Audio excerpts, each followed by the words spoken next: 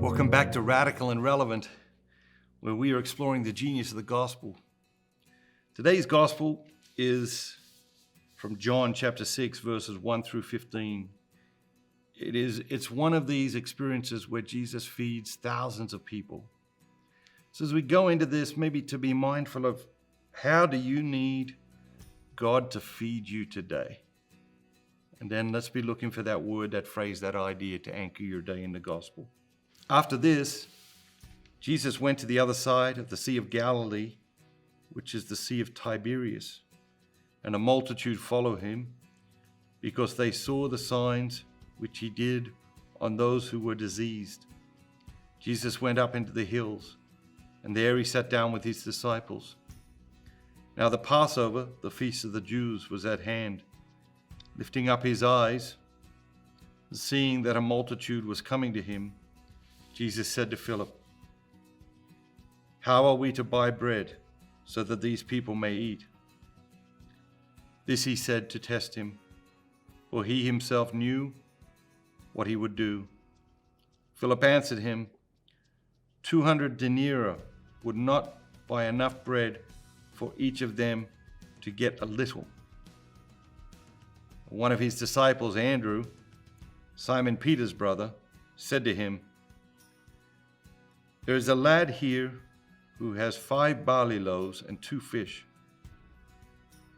But what are they among so many?" And Jesus said, "Make the people sit down." Now there was much grass in the place, so the men sat down in number, about 5,000. Jesus then took the loaves, and when he had given thanks, he distributed them to those who were seated, so also the fish, as much as they wanted. And when they had eaten their fill, he told his disciples, "Gather up the fragments left over, that nothing may be lost."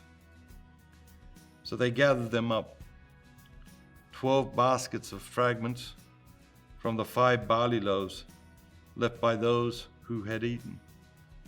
When the people saw the sign which he had done, they said, "This is indeed the prophet who is to come into the world."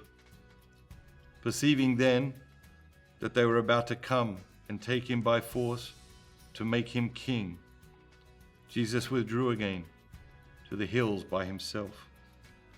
So many things again here. First question that comes to my mind is, what do you need God to multiply in your life?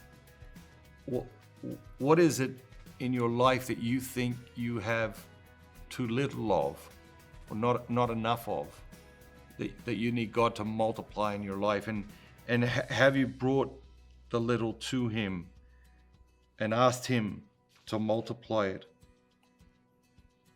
The other thing that jumps out here at me today is, they see the greatness of God, they see the greatness of Jesus, they want to make him a king, and Jesus immediately is like, "Come on guys, we've got to get out of here." We see this at several points throughout the gospel. The people only able to conceive of Jesus' greatness as a worldly greatness, and desire to make him a great king or a great spiritual leader in the world. And Jesus has to escape these situations. What do you need multiplied in your life? And in what ways are people maybe trying to put you into worldly positions that God is not calling you to? And like Jesus, you have to withdraw again to the hills by yourself. Have an amazing day.